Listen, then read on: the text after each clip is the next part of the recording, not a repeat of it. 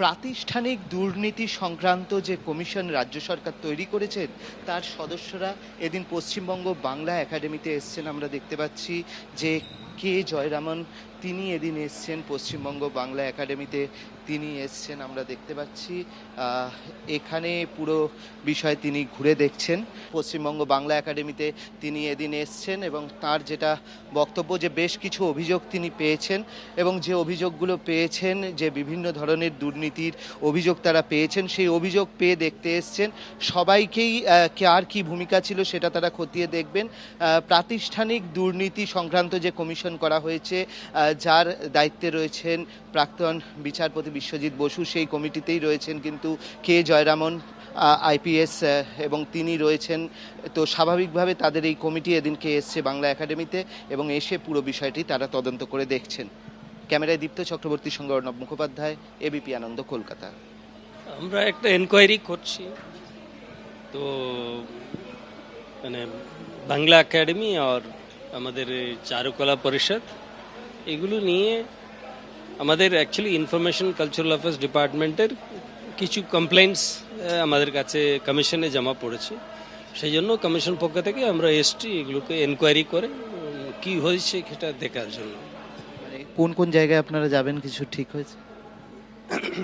এটা বাংলা একাডেমি আর চারুকলা পরিষদ এই দুটোই আমরা এখন দেখছি, বাট এটা ইনফরমেশন অ্যান্ড কালচারাল অ্যাফেয়ার্স ডিপার্টমেন্টের আন্ডারে যতগুলো এখানে আছে ও সবকটাই আমাদের নজরে আছে।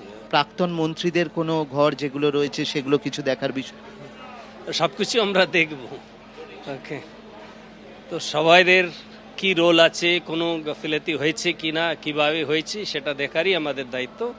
তো কাউকে কোনো স্পেয়ার করা হবে না, যে কোনো লোক ইনভলভ থাকলে হবে। বলা হচ্ছে যে মানে প্রত্যেকটা ফাংশন যেগুলো করা হয়েছে সেগুলোতে দুর্নীতি হয়েছে করে, সেটাই আমরা দেখছি। ইন্দ্রনীল সেনের নামের অভিযোগ করেছে মন্ত্রী। ইমিডিয়েটলি কারো নাম আমি বলতে পারবো না, আমরা তদন্ত করছি। 20 জন এনসিপিআই সাংসদকে বরখাস্ত করার দাবিতে লোকসভা স্পিকার ওম বিড়লার কাছে কালীঘাট তৃণমূল। এই সাংসদদের বরখাস্ত করার দাবিতে যে আবেদন জানানো হয়েছিল তার কি হলো?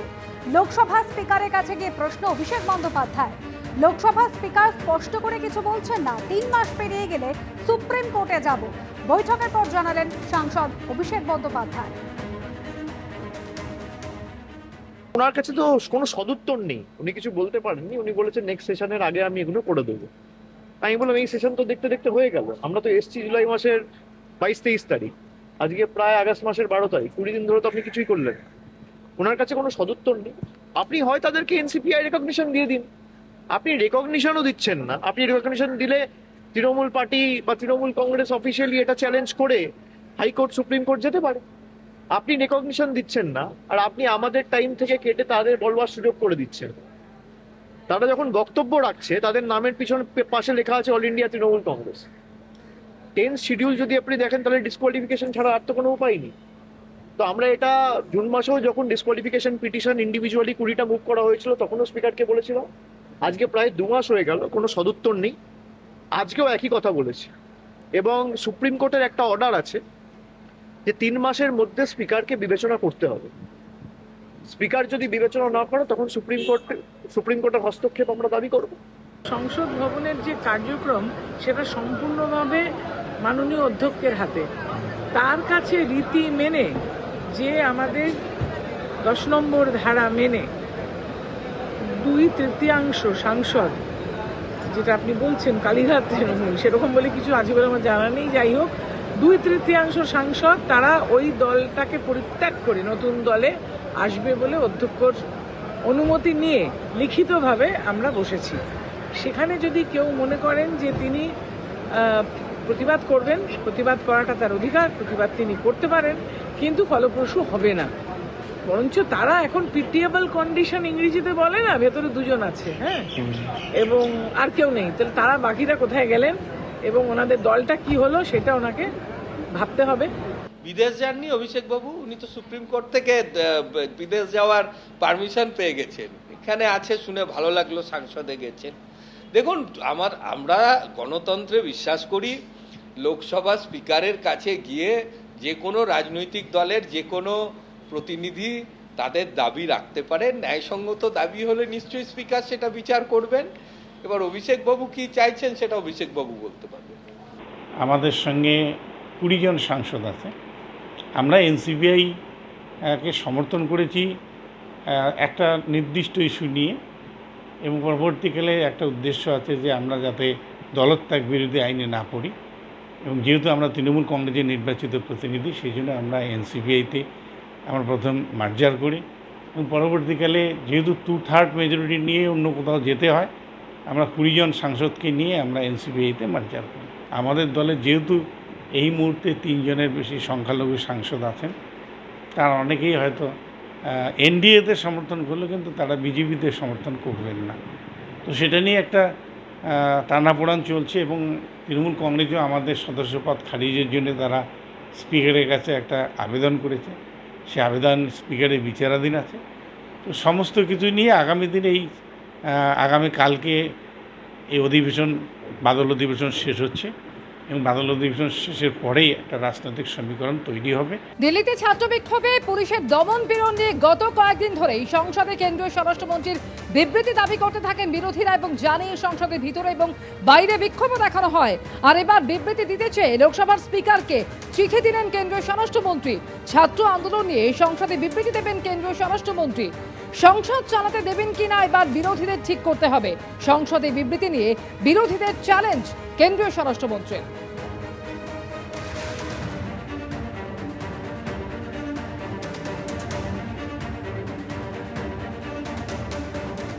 देखिए, सबसे पहले तो लापता, भाग गए, इस प्रकार की भाषा भारत की सार्वजनिक जीवन में और संसदीय जीवन में अभी अभी सुनाई पड़ती है। जब से संसद सत्र शुरू हुआ तब से लगातार मैं संसद में आता हूं, मेरी चैम्बर में बैठा हूं।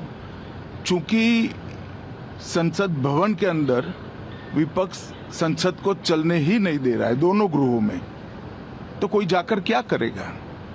जहां तक चर्चा का सवाल है, सरकार की ओर से किरण रिजिजू जी ने, जो हमारे पार्लियामेंट्री अफेयर्स मिनिस्टर है, उन्होंने बहुत स्पष्ट कर दिया कि जो नीट आंदोलन के छात्र प्रदर्शन पर सभी प्रकार की चर्चा करने के लिए सरकार तैयार है, और चर्चा के लिए समय सुनिश्चित किया जाए और विपक्ष तैयार हो जाए। पहले तो ये यही मांग कर रहे थे, हमने हाँ बोल दिया। मेरी ओर से भी मैंने कह दिया है कि मैं किसी भी सवाल का जवाब देने के लिए संसद में तैयार हूं, मगर वो चर्चा ही नहीं होने देना चाहते। अब जनता तय करे कौन भाग रहा है। आज 3 बजे तक स्पीकर साहब को वो पत्र दे दे, 3 बजे से लेकर कल 3 बजे तक सभी प्रकार की चर्चा के लिए हम तैयार हैं। मैं सदन में ही बैठूंगा, सबको सुनूंगा और सब चीजों का जवाब दूंगा। सरकार के पास छुपाने के लिए कुछ नहीं है। वो भी चर्चा करूंगा कि आपने क्यों चर्चा नहीं चाहिए। We are not interested in listening to Mr. Amit Shah's imagination. We are not interested in him giving us a lecture or a discussion. We are interested in one simple thing. And when I say we, I mean the younger generation of this country. Who shot those students?